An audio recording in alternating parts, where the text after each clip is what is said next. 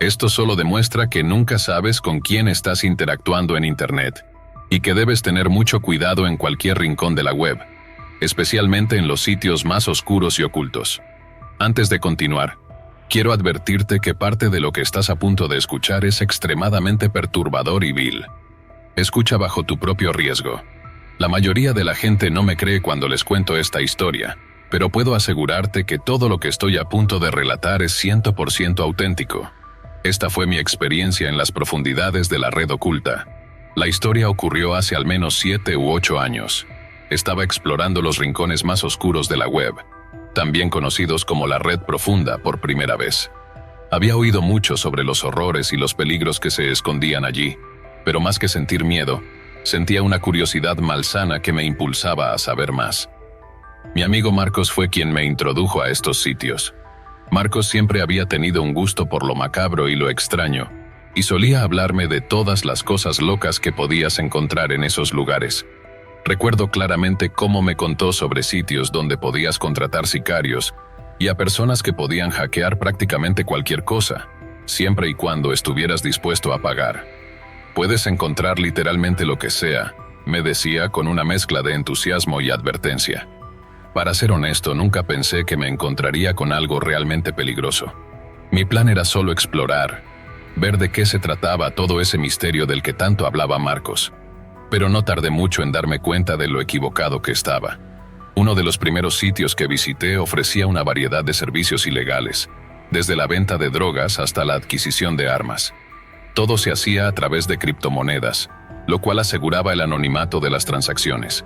Me asombró la variedad de productos disponibles, desde cuchillos y pistolas hasta lanzacohetes y explosivos. Aún así, no estaba interesado en comprar nada. Solo estaba fascinado por lo fácil que era acceder a todo eso. Mientras exploraba más a fondo, mi computadora se congeló de repente. Al principio no pensé mucho en ello. Supuse que era un error del sistema, quizás un simple bug. Reinicié mi PC y volví al mismo sitio web, sin imaginar lo que estaba por venir. Fue entonces cuando recibí un mensaje emergente en mi pantalla que decía que debía abandonar el sitio, que no era bienvenido allí.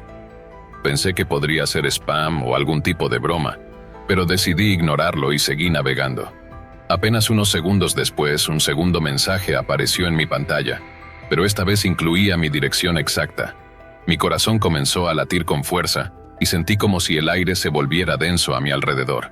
No podía entender cómo alguien había conseguido mi dirección. Me quedé congelado, mirando la pantalla sin poder moverme. El miedo se apoderó de mí de una manera que nunca había experimentado antes.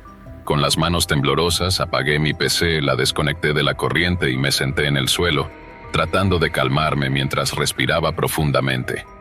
Después de eso, me prometí a mí mismo no volver a entrar en esos sitios. Sin embargo, el incidente me dejó inquieto y paranoico. Empecé a revisar las cerraduras de mi casa varias veces antes de irme a dormir, y me aseguraba de que todas las ventanas estuvieran bien cerradas. Aunque intentaba convencerme de que solo había sido una coincidencia o algún truco barato, una parte de mí no podía dejar de pensar en que alguien me estaba vigilando. Pasó una semana, y justo cuando comenzaba a relajarme, algo más sucedió. Era una mañana como cualquier otra. Me estaba preparando para salir y revisar el correo. Mi casa está situada en una carretera de tierra, rodeada de árboles, y las casas más cercanas están bastante alejadas, lo que siempre me había dado una sensación de privacidad. Caminé hasta el final de mi camino de entrada y al abrir el buzón, noté a alguien a lo lejos. Era un hombre, parado en medio de la carretera, observándome fijamente. Esto fue a plena luz del día, y aún así me resultó increíblemente perturbador.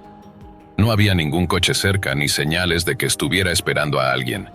Le di una sonrisa forzada y un saludo, pensando que tal vez era un vecino curioso o alguien que se había perdido. Regresé a mi casa, pero antes de entrar, miré de nuevo por la ventana de la habitación principal y ahí estaba él, ahora parado justo al final de mi camino de entrada, exactamente en el lugar donde yo había estado momentos antes. Esta vez el hombre levantó la mano y me saludó, con un gesto que parecía burlón, y luego siguió caminando lentamente. Me quedé paralizado, sin saber qué hacer. Fue un gesto simple, pero cargado de una inquietante sensación de amenaza. Regresé al interior y comencé a ordenar el correo. Entre las cartas y facturas habituales, había un sobre sin remitente, escrito a mano con una caligrafía descuidada. Lo abrí y lo que encontré dentro me dejó sin palabras. Había docenas de fotos mías, tomadas en diferentes momentos del día y en diversos lugares. Algunas eran de mí dentro de mi propia casa, otras mientras caminaba por la calle, e incluso algunas más personales, como mientras estaba en el baño. Había imágenes en las que ni siquiera recordaba haber sido fotografiado, como cuando cocinaba o me sentaba en el sofá a ver televisión. Mi mente empezó a girar. Las preguntas se amontonaban en mi cabeza. ¿Quién me estaba vigilando? ¿Por qué? ¿Cómo habían logrado obtener esas imágenes? La ansiedad se apoderó de mí y comencé a hiperventilar. Mi primer instinto fue llamar a la policía, pero una parte de mí se detuvo. ¿Qué podría decirles? ¿Que alguien en la web oculta me había enviado mi dirección y ahora estaba siendo acosado? Dudaba que la policía pudiera hacer mucho, y la idea de explicar cómo había terminado en esa situación me avergonzaba. Llamé a mi amigo Sergio, quien era de los pocos que sabían sobre mis incursiones en la red oculta. Le conté lo sucedido, y él insistió en que llamara a la policía, pero yo todavía dudaba. No quería parecer paranoico ni que pensaran que todo era solo mi imaginación. En cambio, Sergio sugirió que instalara cámaras de vigilancia alrededor de la casa, algo que me pareció una buena idea. Tal vez, si capturaba algo en video, tendría pruebas concretas para mostrar. Así que eso hice. Al día siguiente, instalé cámaras alrededor de mi casa y esperé, aunque no estaba seguro de qué exactamente esperaba ver. Las noches se volvieron largas y llenas de insomnio. Cada pequeño ruido me hacía saltar, y mis nervios estaban al límite. Durante los días intentaba mantenerme ocupado, pero no podía sacudirme la sensación de ser observado constantemente. Me asomaba a las cámaras con frecuencia, revisando las grabaciones en busca de algo inusual, pero no encontraba nada. Empecé a preguntarme si todo era solo un producto de mi mente perturbada. Un par de noches después, Sergio vino a pasar el rato. Pensamos que su compañía me ayudaría a relajarme, y lo hizo, al menos temporalmente. Estábamos viendo una película medio dormidos en el sofá, cuando un fuerte sonido de vidrio rompiéndose nos hizo saltar de nuestros asientos. Era la ventana de la sala, destrozada en 1000 pedazos. Mi corazón comenzó a latir descontroladamente. Corrimos hacia la ventana, pero no había nadie. Miramos afuera, iluminamos con linternas, pero solo vimos la carretera vacía. Sin más opciones, finalmente llamamos a la policía. Cuando los oficiales llegaron, revisaron la casa y tomaron nota de los detalles que pude darles sobre el hombre que había visto antes. Describí su figura vaga, el atuendo oscuro que llevaba y cómo se había comportado. Sin embargo, sabíamos que eso no sería suficiente para atraparlo. Los policías nos dijeron que patrullarían la zona durante las noches, pero que no podían prometer resultados inmediatos. Me sentí indefenso, como si todo estuviera fuera de mi control. Después de que los oficiales se fueron, me quedé en silencio, sentado en la sala con las luces apagadas, sintiendo una mezcla de rabia, miedo y frustración. En los días siguientes no pude soportar estar en mi casa. Cada esquina y cada sombra me hacían sentir vigilado. Decidí quedarme en cualquier lugar menos allí, hasta que finalmente encontré un apartamento que pude costear. No era mucho, pero al menos me sentía más seguro lejos de esa casa llena de recuerdos perturbadores y eventos inexplicables. Desde entonces, he oído muchas historias de terror sobre la red profunda y escenarios similares de secuestro y acoso. Me prometí a mí mismo que no volvería a husmear en esos lugares oscuros de la web nunca más. Todavía, a veces, siento una punzada de curiosidad, pero el miedo a revivir esa pesadilla es suficiente para mantenerme alejado. Marcos, mi amigo que inicialmente me había introducido a todo esto, dejó de explorar la red oculta también después de escuchar lo que me había pasado. Decía que no podía quitarse de la mente la imagen de aquel hombre saludándome desde mi propio camino de entrada. La experiencia cambió la manera en que veo la seguridad en línea y, en general, mi percepción de lo que significa estar expuesto. Desde entonces, he tomado medidas adicionales para proteger mi privacidad, no solo en línea, sino en la vida diaria. Pero aún así, cada vez que siento que alguien podría estar mirándome o que un coche parece seguirme durante demasiado tiempo, mi corazón late un poco más rápido de lo normal. Aunque ya han pasado varios años desde aquellos eventos, la sensación de estar bajo vigilancia nunca se ha desvanecido por completo. Cada vez que cierro mis ojos y pienso en aquellos momentos, no puedo evitar preguntarme qué tan cerca estuve realmente del peligro, y cuántas otras personas podrían estar viviendo algo similar en este mismo instante, sin siquiera saberlo. La red profunda es un lugar donde la moralidad y la legalidad dejan de tener significado, y donde la vida humana puede parecer solo una mercancía más. No sé quién era ese hombre, o por qué decidió acosarme, pero lo que sí sé es que su sombra ha quedado grabada en mi mente como una advertencia constante. Ahora, cada vez que alguien me menciona la red profunda, mi reacción inmediata es advertirles que no se acerquen. No importa cuán preparado creas estar, o cuán seguro pienses que estás. Hay fuerzas y personas en esos lugares que superan cualquier límite de lo que podrías imaginar. Y a veces esa curiosidad que sientes puede llevarte a un lugar del que es imposible regresar. En la superficie, el Internet parece un lugar seguro y accesible para todos, pero justo debajo, a solo unos clics de distancia, hay un abismo oscuro que puede devorarte por completo.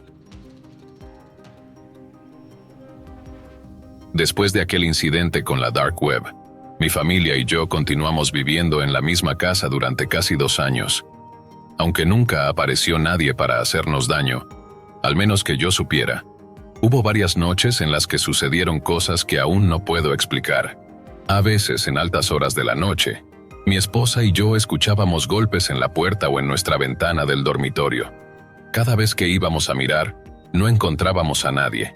Aún no sé si esos eventos estaban relacionados con aquel perturbador acosador de la Dark Web, o si simplemente se trataba de niños jugando bromas como tocar el timbre y correr. Hasta el día de hoy, no tengo una respuesta clara. Antes de que todo eso ocurriera, solía navegar por la Dark Web con frecuencia, especialmente durante las noches de aburrimiento. En una de esas ocasiones me encontré en una sala de chat y conocí a un tipo llamado Lucas. Lucas y yo hablamos por un tiempo y con el tiempo nos hicimos bastante buenos amigos. Durante meses charlábamos a diario sobre temas triviales, compartíamos videos graciosos y memes. Era como un amigo más de Internet con el que me llevaba bien, y nuestras interacciones se volvieron parte de mi rutina. Todo parecía normal. Era solo una noche más de charlas en la computadora con Lucas y otros conocidos que había hecho en la Dark Web. De repente, Lucas me envió un enlace. Sin pensar mucho, hice clic en él, esperando encontrar un video gracioso o algo inofensivo. Sin embargo, lo que vi fue algo totalmente diferente y aterrador. Un espectáculo que aún hoy me cuesta procesar, especialmente ahora que estoy recordándolo. El enlace me llevó a una transmisión en vivo en la que una mujer estaba atada y completamente desnuda. Junto a ella había un hombre adulto con una máscara negra, a quien supuse que era su secuestrador. Lo más perturbador fue notar que más de 200 personas estaban viendo esa transmisión en vivo. El hombre enmascarado se dirigió a los espectadores, pidiéndoles que votaran sobre cómo debía asesinar a la mujer. Las opciones eran horribles: quemarla viva, sumergirla en agua hirviendo, cortar sus extremidades hasta desangrarla, o dispararle. Al final, optó por hervirla, y fue entonces cuando empecé a grabar con mi teléfono, aunque trataba de no mirar la pantalla. Nunca había sentido tanto pánico en mi vida. Tenía miedo, pero mi instinto me llevó a capturar la transmisión para poder mostrarla a las autoridades. Sin embargo, aunque intentaba apartar la vista, me encontraba constantemente volviendo a mirar. Fue una experiencia extremadamente difícil de soportar y creo que, de alguna manera, presenciar eso me dejó secuelas mentales.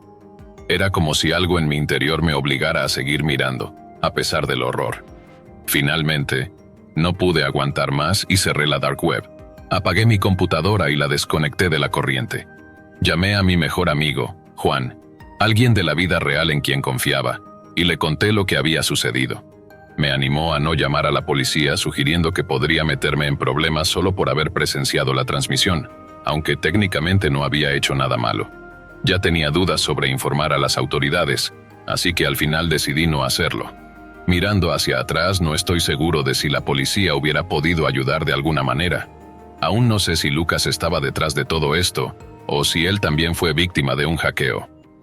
Después de esa noche, no volví a entrar a la Dark Web.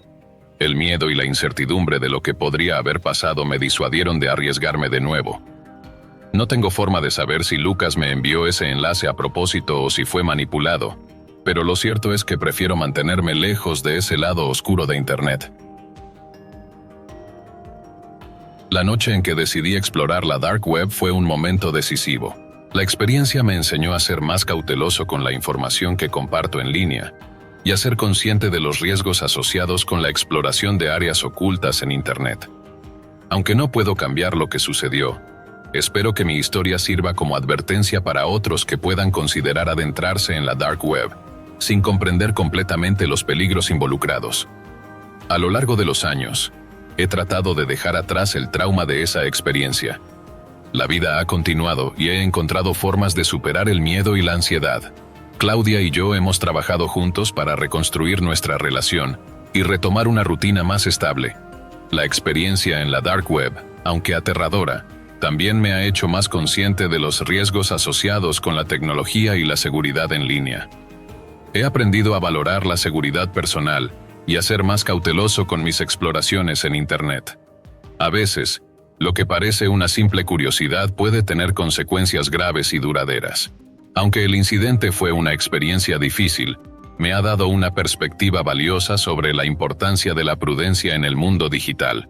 La historia de mi encuentro con la Dark Web es un recordatorio de los peligros que acechan en las sombras de Internet. La curiosidad puede llevarnos a explorar territorios desconocidos, pero es fundamental ser consciente de los riesgos y actuar con precaución. La experiencia me ha enseñado a valorar la seguridad y a mantenerme alejado de las áreas ocultas y peligrosas de la red.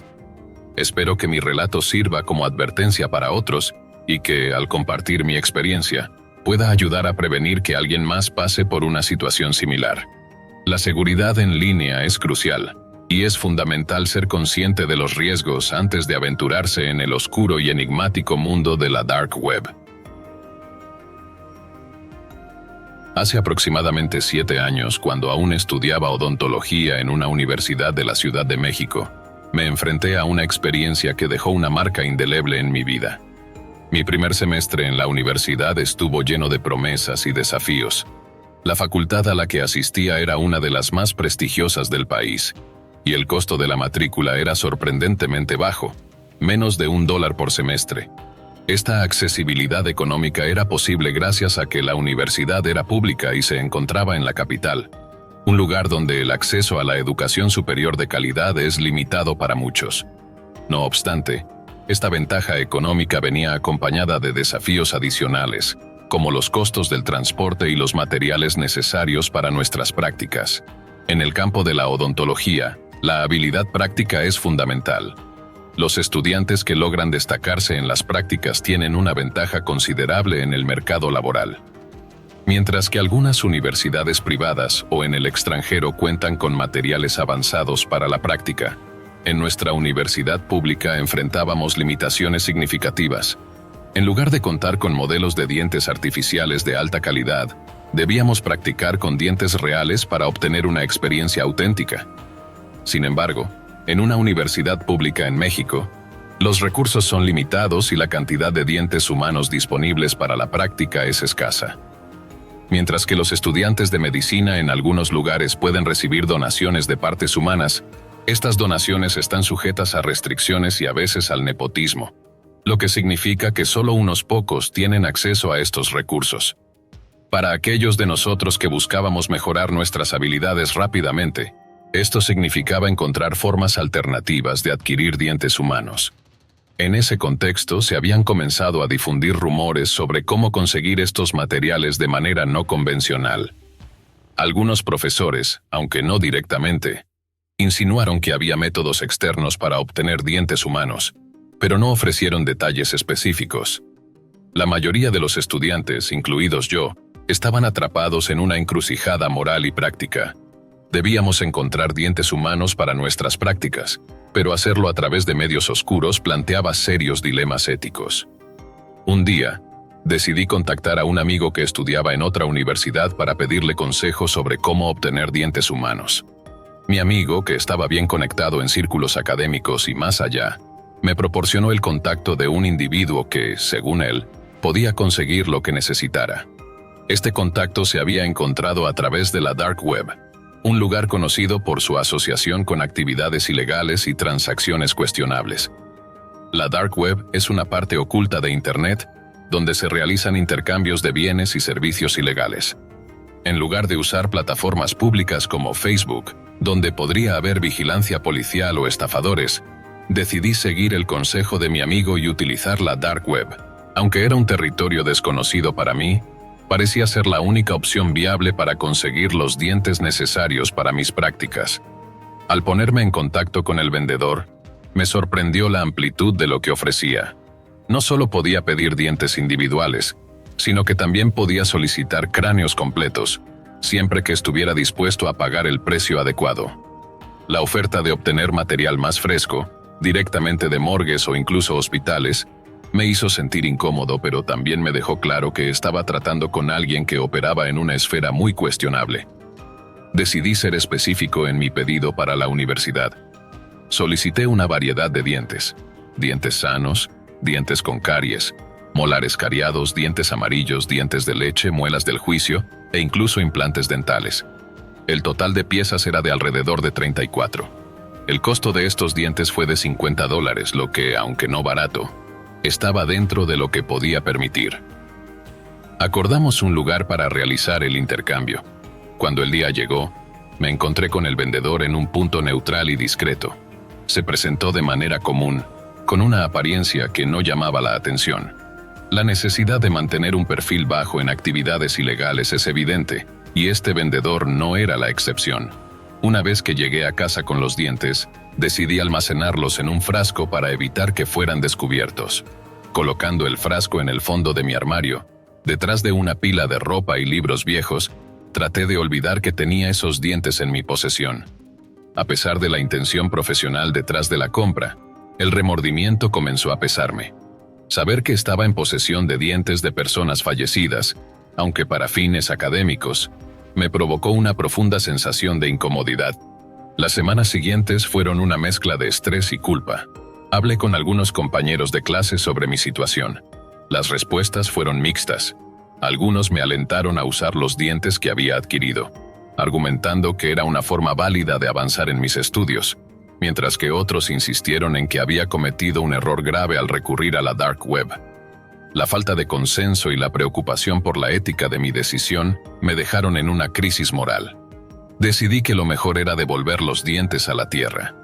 Así que, en una noche tranquila, fui a un parque cercano. Excavé un pequeño hoyo en un lugar apartado y enterré los dientes, tratando de asegurarme de que no fueran descubiertos por animales o personas. Esta decisión fue impulsada por un deseo de aliviar la carga moral que sentía y de cerrar un capítulo que había comenzado a afectar mi bienestar emocional. Mi madre, al notar mi perturbación, me escuchó atentamente cuando le conté lo que había hecho. Me ofreció apoyo y me hizo reflexionar sobre otras formas de obtener los materiales necesarios sin recurrir a métodos tan oscuros. Ella me recordó que al comprar dientes en la Dark Web, estaba perpetuando el ciclo de profanación de tumbas, un problema que, aunque menos conocido, es una realidad inquietante en algunas partes de México. El problema de la profanación de tumbas en México tiene raíces profundas. En un país con una gran población y muchas personas viviendo en condiciones de pobreza, el saqueo de tumbas se ha convertido en una práctica cada vez más común.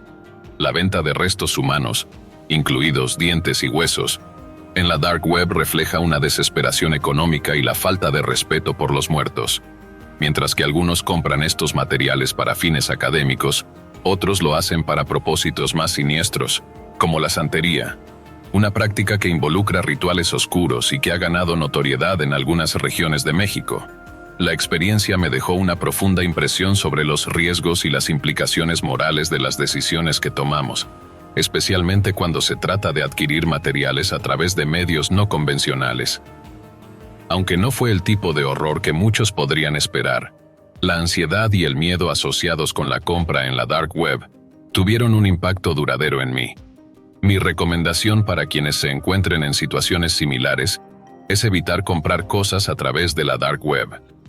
Aunque puede que se obtengan los materiales deseados, la naturaleza de la transacción puede ser moralmente cuestionable y potencialmente peligrosa. La lección más importante que aprendí de esta experiencia es la necesidad de mantenerse fiel a los principios éticos, incluso cuando se enfrenta a desafíos y limitaciones. La búsqueda de soluciones alternativas no debería llevarnos a comprometer nuestra integridad o a perpetuar ciclos de explotación y profanación. En lugar de recurrir a métodos oscuros, es crucial buscar soluciones dentro de los límites de la ética y la legalidad, para asegurarnos de que nuestras acciones contribuyan a un mundo más justo y respetuoso.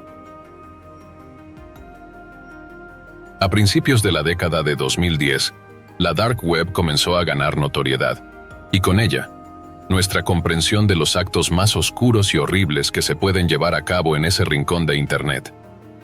A medida que la tecnología avanzaba y el acceso a Internet se volvía más común, la Dark Web se convirtió en un terreno fértil para actividades ilícitas y perturbadoras.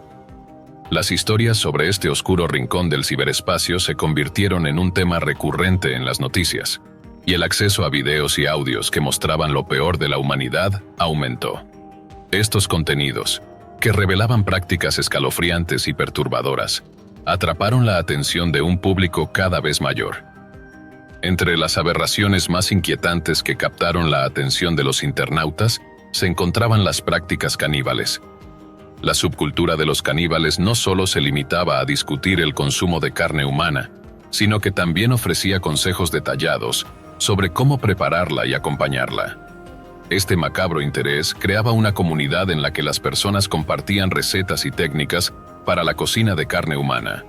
La fascinación por estos temas llegó a ser tan intensa que algunos individuos comenzaron a buscar formas de obtener carne humana de manera ilegal, creando un mercado oscuro y aterrador.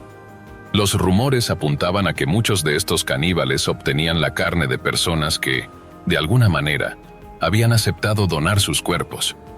La justificación que ofrecían era que se compensaría económicamente a las familias de las víctimas. Estos rumores se vieron respaldados por videos y correos electrónicos que invitaban a personas con deseos de ser consumidos a ponerse en contacto. La idea de que había personas con la fantasía de ser comidas era perturbadora, y aunque la mente humana es compleja y difícil de entender, el hecho de que estas fantasías se compartieran en la Dark Web resultaba inquietante.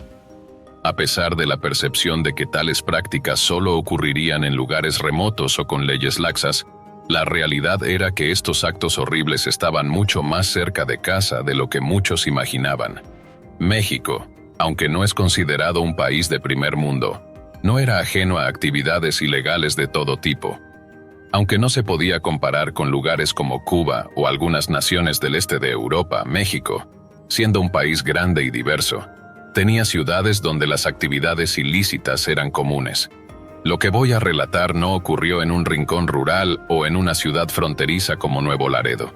Los eventos se desarrollaron en una ciudad que, a primera vista, podría parecer tranquila y normal.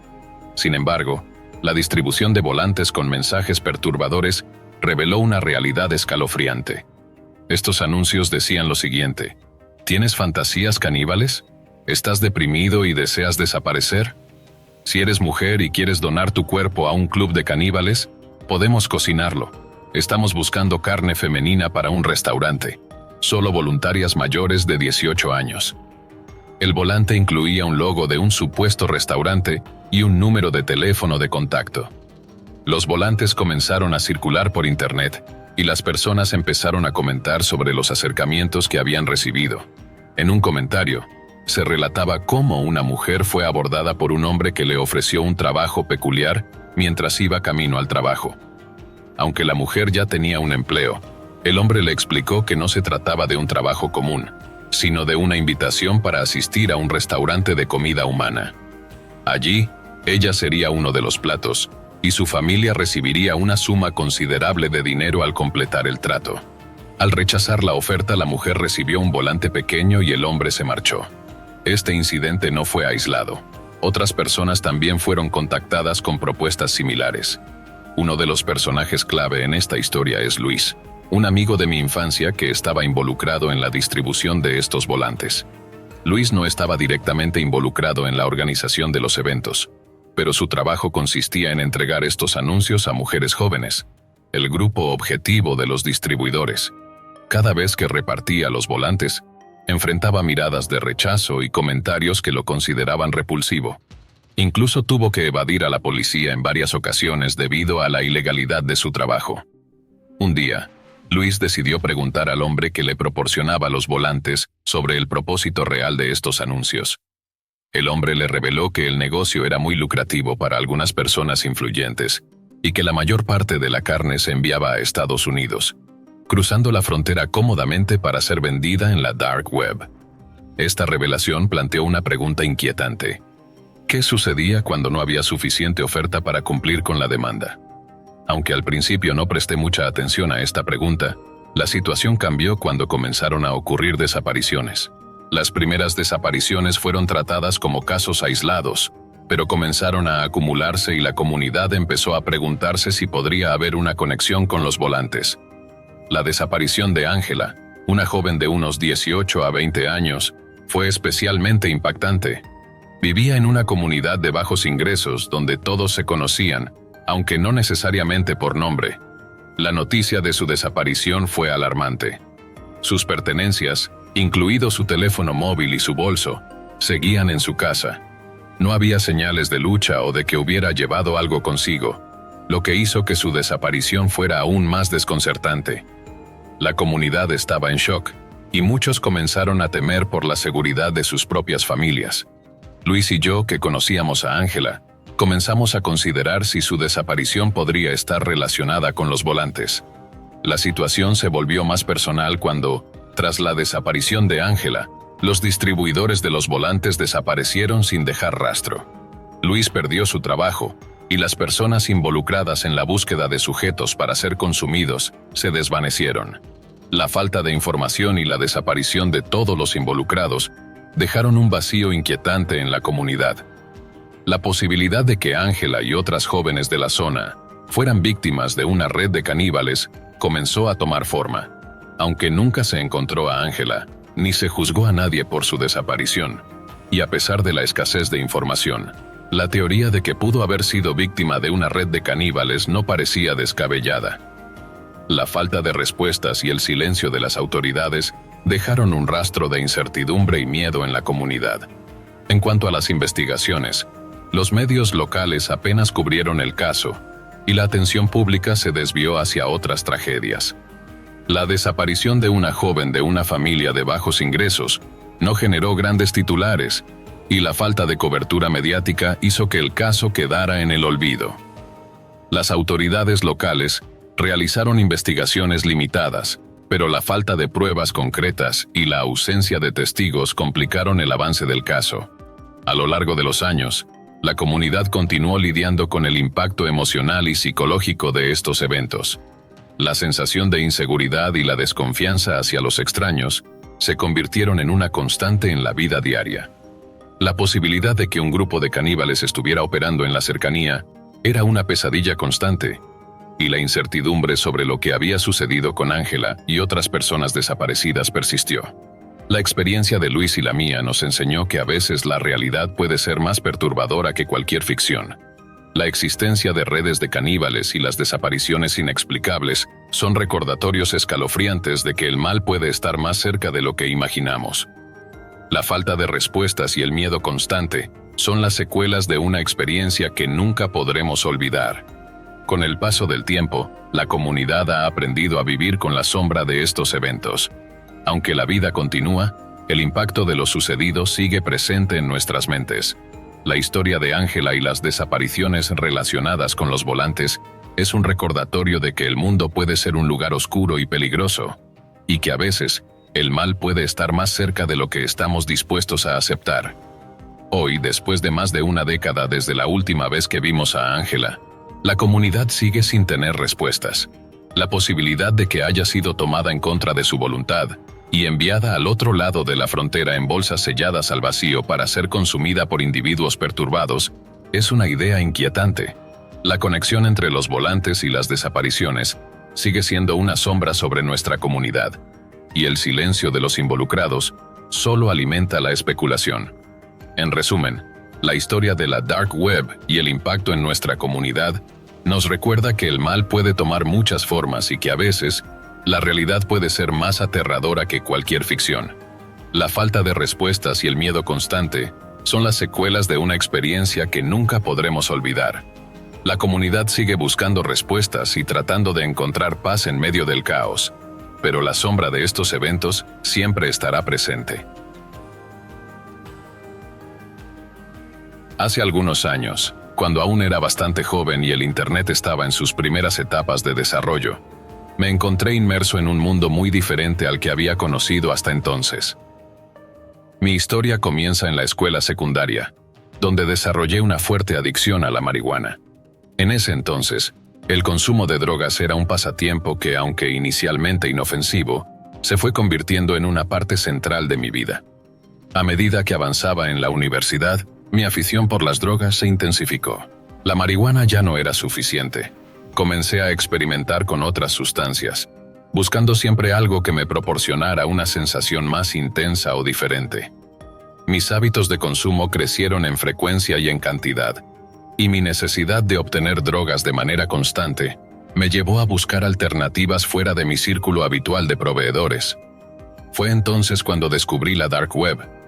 Recuerdo el primer momento en que me adentré en ese oscuro rincón de Internet. La idea de poder adquirir lo que quisiera desde la comodidad de mi hogar, sin la necesidad de salir a buscar proveedores en la vida real, me parecía fascinante. Sin embargo, lo que inicialmente parecía un sueño, se fue transformando en una serie de desafíos y riesgos que nunca imaginé. Al principio, mis intentos de conseguir drogas a través de la Dark Web fueron bastante básicos. Utilizaba plataformas que ofrecían opciones de envío discretas, como paquetes pequeños ocultos en objetos aparentemente inofensivos, como Biblias o libros de recetas. El proceso era intrigante y, en cierto modo, emocionante. Sin embargo, pronto me di cuenta de que la fiabilidad de mis proveedores era muy variable. Los precios que ofrecían no siempre eran negociables, y la calidad de las drogas a veces dejaba mucho que desear. A medida que mi consumo de drogas se volvía más frecuente y mi dependencia se incrementaba, decidí buscar formas más efectivas de obtener lo que necesitaba. Mi principal problema era la falta de confianza en los proveedores y la dificultad para obtener productos de buena calidad a precios razonables. Fue en ese momento cuando un proveedor habitual, con quien había estado tratando durante los últimos 3 meses, me hizo una oferta que parecía demasiado buena para ser verdad. El proveedor, al que llamaré Eric, me informó que iba a estar en mi área y que podría hacer una entrega significativa si estaba interesado. Me prometió que lo que normalmente me costaría alrededor de 11,000 en drogas, podría obtenerlo por solo 500. La oferta parecía demasiado atractiva para rechazarla. Eric sugirió que nos encontráramos en un parque cercano, a unas 3 cuadras de mi apartamento, a las 2 de la mañana. El lugar prometía ser discreto. Una farola cerca de un árbol proporcionaría la visibilidad necesaria para realizar el trato de manera segura. Aunque la idea me hizo sentir un poco nervioso, decidí seguir adelante con el plan. El día del encuentro, mi ansiedad comenzó a apoderarse de mí. A pesar de haber retirado el dinero del cajero automático y de estar armado con un cuchillo de bolsillo por si acaso, me sentía inseguro. La falta de información sobre Eric, a quien solo conocía a través de breves intercambios en línea, aumentaba mi inquietud. No sabía cómo se veía ni qué intenciones tenía. En lugar de enfrentar mis temores, traté de convencerme de que todo saldría bien, que la entrega sería rápida y que podría irme a casa sin problemas. A medida que se acercaba la noche, mi nerviosismo crecía. Decidí salir de mi apartamento alrededor de la 1:30 de la mañana y dirigirme al parque. La idea era esperar bajo la farola, fumando cigarrillos mientras escuchaba música en mi iPod. Pensaba que esto me ayudaría a calmar mis nervios y a mantenerme ocupado mientras esperaba a Eric. Sin embargo, a medida que pasaba el tiempo, mi ansiedad aumentaba. Las 2 de la mañana llegaron y pasaron, y Eric aún no aparecía. A las 2:10 ya comenzaba a preocuparme, y mi desconfianza se transformaba en una profunda sospecha. Finalmente, alrededor de las 2:25, vi a un hombre acercándose a mí a lo lejos. Caminaba rápidamente y llevaba una capucha que cubría su rostro.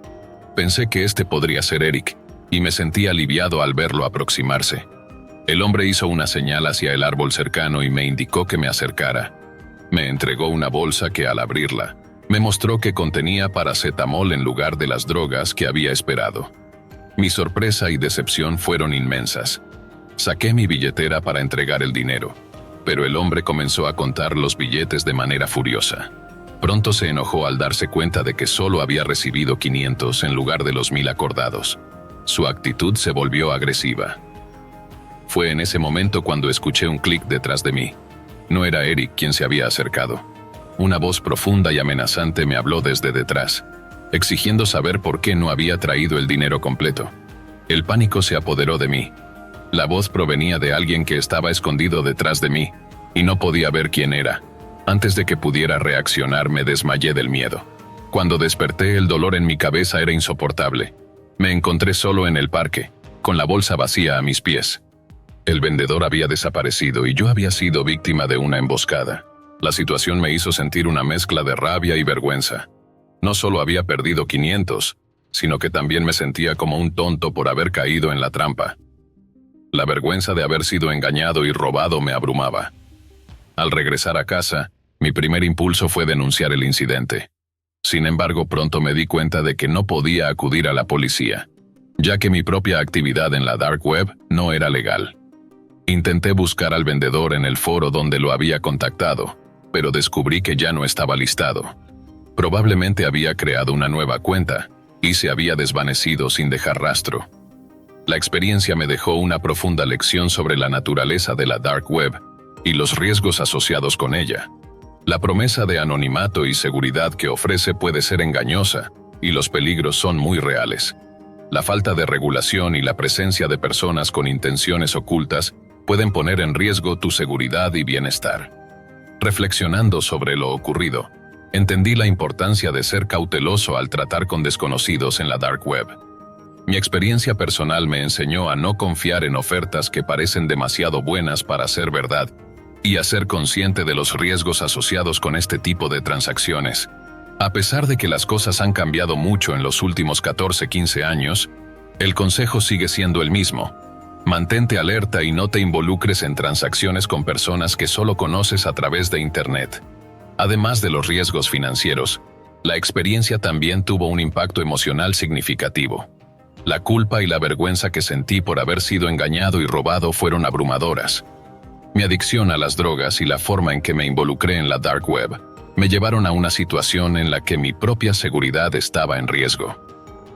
La búsqueda de una solución rápida y barata para mi adicción me llevó a tomar decisiones impulsivas que tuvieron graves consecuencias. A lo largo de los años, he reflexionado sobre cómo mi adicción y mi búsqueda de soluciones rápidas afectaron mi vida. La dependencia de las drogas y el involucramiento en actividades ilegales me llevaron a una serie de situaciones peligrosas y estresantes. Mi experiencia me enseñó que buscar soluciones rápidas y fáciles a menudo puede tener consecuencias graves y que es importante enfrentar los problemas de manera responsable. Hoy en día, aunque las cosas han cambiado para mí y he tomado medidas para alejarme de mi pasado, la lección que aprendí sigue siendo relevante. La dark web y las actividades ilegales pueden ofrecer una solución rápida a problemas inmediatos, pero también pueden tener consecuencias duraderas y peligrosas. La experiencia me enseñó que la vida en la dark web no es tan glamorosa como parece, y que el riesgo no vale la pena. En resumen, mi experiencia en la dark web me dejó una serie de lecciones importantes sobre los riesgos asociados con las transacciones ilegales y la necesidad de ser cauteloso al tratar con desconocidos en línea. La búsqueda de soluciones rápidas a problemas personales puede llevar a situaciones peligrosas y perjudiciales. La seguridad y el bienestar personal deben ser prioritarios, y es importante enfrentar los problemas de manera responsable y consciente. Hace 5 años mi vida era la de cualquier persona común. Trabajaba como enfermera en un hospital gubernamental en mi país. Este hospital no era conocido por su excelencia, pero era un lugar de trabajo respetable. Aunque la infraestructura era rudimentaria y las condiciones a veces difíciles, yo encontraba satisfacción en ayudar a las personas. Estaba en un momento de mi vida donde el dinero era escaso y cada centavo contaba. Mi rutina diaria estaba llena de trabajo arduo, pero estaba dispuesta a hacer cualquier cosa para mantener a mis hijos y asegurar un futuro mejor para ellos. El hospital era un laberinto de pasillos y salas, con un flujo constante de pacientes que requerían atención. Trabajaba en turnos largos y agotadores, y cada día era un desafío para equilibrar mi vida profesional y personal. A menudo me ofrecía para cubrir turnos adicionales cuando algún compañero faltaba. El dinero extra me ayudaba a cubrir las facturas y a asegurarme de que mis hijos tuvieran lo que necesitaban. Era una madre soltera luchadora, decidida a hacer lo mejor para ellos a pesar de las dificultades. El hospital estaba dirigido por una serie de médicos y administrativos, pero había uno en particular que se destacaba entre todos: el doctor Ramírez. Era un hombre de gran renombre y un currículum impresionante, que incluía trabajos en el hospital privado más prestigioso del país. La noticia de su traslado a nuestro hospital causó cierta conmoción. La gente se preguntaba por qué alguien con su nivel de experiencia y prestigio elegiría trabajar en un hospital gubernamental de segunda categoría. El doctor Ramírez era una figura enigmática. Su presencia en el hospital era un tema de conversación constante entre el personal. Muchos especulaban sobre su motivo para abandonar un puesto de alto perfil y trasladarse a un entorno mucho menos prestigioso. Aunque había rumores y especulaciones, nunca obtuvimos respuestas concretas. Su traslado se convirtió en un misterio que mantenía a todos en vilo, pero para mí era solo una curiosidad más en mi día a día. Un día, recibí una invitación inesperada del doctor Ramírez. Me pidió que lo acompañara a almorzar en un restaurante cercano. El lugar era pequeño y discreto, con una atmósfera íntima que contrastaba con el bullicio del hospital. Durante la comida, el doctor Ramírez comenzó a hacerme preguntas sobre mi vida personal. Preguntaba acerca de mi situación financiera, mis deudas y cuánto dinero necesitaba para estar cómoda. Su interés en mis finanzas me pareció extraño, pero traté de mantener la calma y responder sus preguntas con sinceridad. En ese momento, no podía prever el giro oscuro que estaba a punto de tomar mi vida. Después de preguntarme cuánto dinero necesitaba para estar tranquila, el doctor Ramírez hizo una oferta que cambiaría mi vida para siempre. ¿Qué estarías dispuesta a hacer si te pagara el triple de esa cantidad?, me preguntó en un tono que no lograba descifrar. Sus palabras me hicieron sentir incómoda, pero la desesperación por mejorar mi situación económica me hizo considerar su propuesta. La idea de ganar 3 veces más de lo que había mencionado era tentadora, a pesar de la inquietud que sentía. El doctor Ramírez me llevó a su oficina y comenzó a explicarme los detalles de su propuesta. Me habló de un plan que involucraba a otros médicos y enfermeras, y me pidió que participara en una operación clandestina. El plan consistía en manipular los registros de la morgue para engañar a las familias de los bebés que nacían muertos. Según el doctor Ramírez, los bebés nacidos vivos serían entregados a una red clandestina. Me detalló que mi tarea sería crear 2 expedientes falsos, uno para el bebé que realmente había muerto, y otro para el que en realidad estaba vivo, pero se había presentado como fallecido. Mi responsabilidad era asegurarme de que los registros fueran duplicados correctamente, y de que el bebé vivo fuera transportado en secreto en una furgoneta negra con ventanas tintadas. El doctor Ramírez me advirtió que una vez que entrara en este mundo, no habría marcha atrás. La única forma de salir de esto es la muerte, dijo con frialdad. Sus palabras me aterrorizaban, pero el dinero prometido y la amenaza de consecuencias severas me hicieron decidirme a aceptar la oferta. Empecé a trabajar bajo la supervisión del doctor Ramírez, moviéndome entre la morgue y el hospital. Al principio sentía una gran culpa por lo que estaba haciendo, pero la compensación económica de 300 me ayudaba a superar mis sentimientos. A medida que pasaba el tiempo me acostumbré a la rutina. Los procedimientos se volvieron casi automáticos, y la culpa se desvaneció a medida que me adaptaba a mi nuevo rol. Sin embargo, la naturaleza del trabajo seguía siendo inquietante. Cada vez que llevaba a un bebé a la furgoneta negra, sentía un nudo en el estómago. A pesar de la compensación económica, el peso de mis acciones me seguía atormentando. Había meses en los que ganaba sumas significativas, a veces hasta 50 por entrega, pero la oscuridad de la operación nunca me abandonaba. Hace un año, mientras entregaba un bebé fallecido, la situación se tornó caótica. La furgoneta negra estaba en el lugar habitual, pero de repente se escucharon disparos. La furgoneta se alejó a gran velocidad y me encontré rodeada por un grupo de hombres enmascarados. Me empujaron dentro de un coche blanco. Me amordazaron y me golpearon durante horas.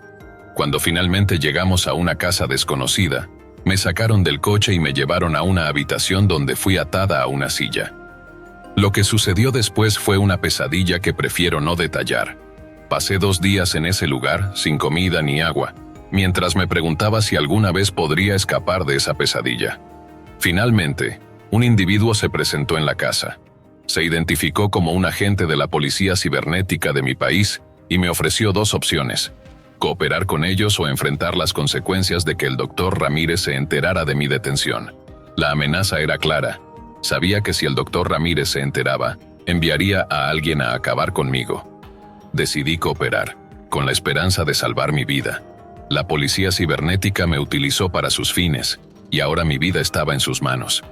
A pesar de mi implicación en actividades ilícitas, prefería estar bajo su protección que enfrentar las consecuencias del doctor Ramírez. Mi vida actual es una constante lucha por encontrar una forma de redención. La culpa por mi participación en el esquema clandestino me pesa todos los días. La amenaza de un futuro incierto y la sombra de mi pasado oscuro me atormentan constantemente. La policía cibernética sigue utilizándome, y no sé cuánto tiempo me quedará antes de que mi utilidad se agote.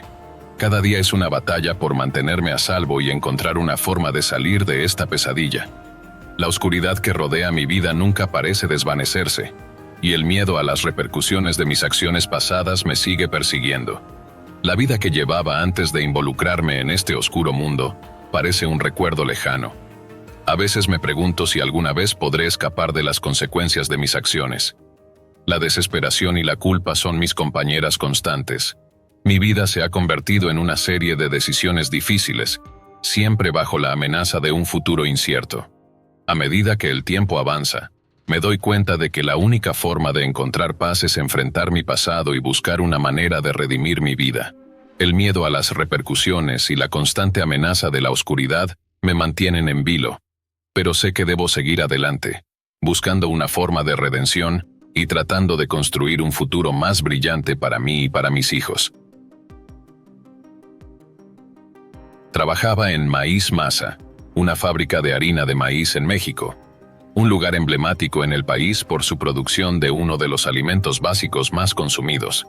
La fábrica estaba situada en un distrito industrial de la ciudad, rodeada de otros talleres y almacenes que contribuían al bullicio constante de la zona. Las máquinas zumbaban sin parar, y el aire estaba impregnado con el aroma a maíz procesado. En medio de esta vorágine, el trabajo era metódico y riguroso, pero también contábamos con momentos de camaradería y amistad. Carla, una mujer de unos 35 años con una actitud siempre positiva y enérgica, trabajaba como guardia de seguridad durante la noche. A pesar de nuestras breves interacciones debido a los horarios diferentes, rápidamente nos hicimos amigas. Cada vez que coincidíamos en la sala de descanso, aprovechábamos para charlar sobre nuestras vidas, compartir anécdotas y, por supuesto, hablar de los pequeños chismes que circulaban entre los empleados. Carla y yo solíamos discutir sobre todo, desde nuestras experiencias como madres solteras hasta los problemas que enfrentábamos en nuestro trabajo diario. Todo comenzó con la ausencia repentina de Carla. Al principio, pensé que podría ser una enfermedad o una simple falta, pero cuando el segundo y tercer día pasaron sin noticias de ella, mi preocupación creció. Me preocupaba, especialmente porque era madre soltera, y sabía cuánto significaba para Carla estar en el trabajo, ya que tenía 2 hijos a quienes cuidar. Mis intentos por contactarla por teléfono resultaron infructuosos. A pesar de mis esfuerzos, no había señales de vida de Carla. En mi día libre decidí buscar en Facebook para ver si podía encontrar alguna pista sobre su paradero. Como madre soltera con un horario ajustado, mi tiempo para usar el teléfono era limitado. Sin embargo, el creciente malestar me empujó a investigar más a fondo. Mientras navegaba por la red social, encontré un video perturbador que captó mi atención de inmediato. El video mostraba a Carla en un estado de agitación extrema. Ella estaba llorando y gritando, su rostro pálido y sus ojos desorbitados. En el video, Carla afirmaba haber visto un tráiler estacionado lleno de restos humanos apilados como si fueran trozos de carne. El terror y la desesperación en su voz eran inconfundibles. La visión de ese video me dejó helada. Me sentí paralizada, incapaz de comprender completamente lo que estaba viendo. Le envié un mensaje a través de WhatsApp, tratando de ofrecerle apoyo y averiguar qué había pasado. La última conexión de Carla en línea había sido 24 horas después de la publicación del video. La falta de respuesta y la ausencia prolongada de Carla me hicieron cuestionar cada vez más lo que estaba ocurriendo. Me preocupaba profundamente por su bienestar y el de sus hijos. Decidí ir a la casa de Carla para buscar respuestas. Mi hermana accedió a cuidar a mis hijos mientras yo estaba fuera, permitiéndome dedicarme por completo a la búsqueda. Al llegar a la casa de Carla, me encontré con que estaba vacía. No había señales de ella ni de sus hijos. La casa estaba en un estado de desorden, con luces apagadas y sin rastro de actividad reciente. Pregunté a los vecinos, quienes me informaron que habían visto a Carla y a sus hijos salir en una camioneta blanca, similar a las que se utilizan para el transporte de personal. Me dijeron que los habían visto irse una noche, y desde entonces no habían vuelto. El misterio se profundizó aún más con esta nueva información. La camioneta blanca y la ausencia de cualquier pista adicional me dejaron perpleja y preocupada. 2 días después recibí la noticia desgarradora de que un vagabundo había encontrado una maleta en un área de la ciudad conocida por ser un basurero. Cuando la abrieron, encontraron partes del cuerpo de una mujer. La confirmación de que se trataba de Carla fue un golpe devastador. La noticia de su muerte se extendió lentamente, y la forma en que había sido encontrada intensificó el horror de la situación. La comunidad estaba conmocionada, pero la cobertura mediática del caso fue mínima. El hecho de que Carla hubiera sido encontrada de esa manera y la falta de información sobre los detalles del caso solo aumentaron mi angustia. La desesperación y el dolor que sentía eran indescriptibles, y la sensación de que había algo más sin resolver se volvió insoportable. Decidí profundizar en el video y los comentarios relacionados para entender mejor lo que había ocurrido. La mayoría de los comentarios eran especulaciones y teorías sobre la Dark Web, una red clandestina en línea donde se cree que se llevan a cabo actividades ilegales. Según lo que leí, algunos usuarios afirmaban que el tráiler que Carla había visto podría estar relacionado con unidades de transporte utilizadas por aquellos que operan en la Dark Web. La información era escalofriante. Se decía que estos camiones recolectaban cuerpos de personas que habían sido vendidas en subastas en línea, tratándolos como objetos desechables. La teoría de que Carla había sido víctima de una red de tráfico de personas y que su asesinato estaba vinculado a estas actividades me dejó estupefacta. Me sumergí en los comentarios, tratando de encontrar pistas o conexiones que pudieran ayudar a comprender el motivo detrás de su muerte. La falta de cobertura mediática en el caso de Carla me parecía extremadamente sospechosa. En México, los casos de violencia contra mujeres suelen recibir atención significativa, especialmente con el creciente movimiento feminista que lucha contra el feminicidio. La ausencia de reportes y la falta de información oficial en el caso de Carla me llevaron a cuestionar si había fuerzas más poderosas detrás de su desaparición y muerte. Las especulaciones en las redes sociales sugerían que Carla había sido asesinada por descubrir algo que no debía, y el silencio de los medios solo intensificó mi preocupación. Me pregunté si había un intento deliberado de ocultar la verdad y si había algo más siniestro en juego. La pérdida de Carla y la naturaleza perturbadora de su muerte afectaron profundamente mi vida personal. La ansiedad y el miedo se convirtieron en compañeros constantes, y mi seguridad y la de mis hijos se convirtieron en una preocupación primordial. Mi rutina diaria se vio alterada, y la inseguridad que sentía era abrumadora. Decidí tomar medidas para protegerme y proteger a mis hijos.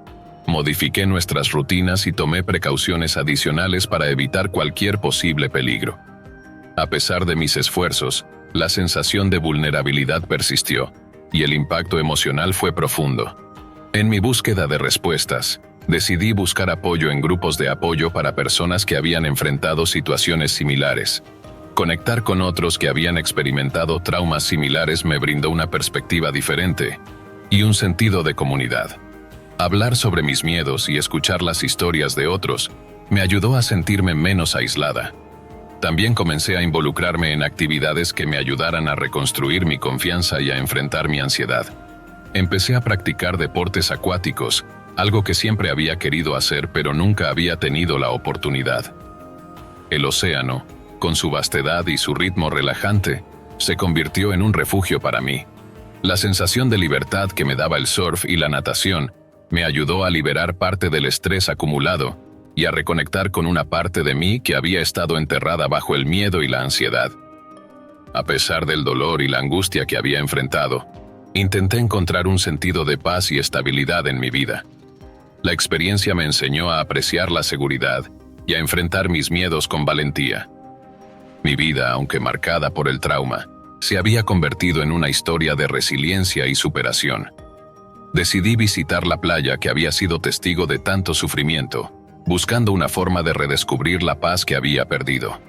La playa, que en un momento fue un símbolo de terror, se convirtió en un lugar donde encontré la fuerza para enfrentar mis miedos y seguir adelante. Con el tiempo, mi vida en la nueva ciudad se estabilizó, y aunque el recuerdo de Carla y el miedo que me causó nunca desaparecieron por completo, aprendí a vivir con ellos como parte de mi historia. Cada día era una oportunidad para abrazar mi nueva realidad y para seguir adelante con esperanza. La experiencia, aunque dolorosa, me enseñó a valorar la vida y la seguridad de una manera que nunca había comprendido antes.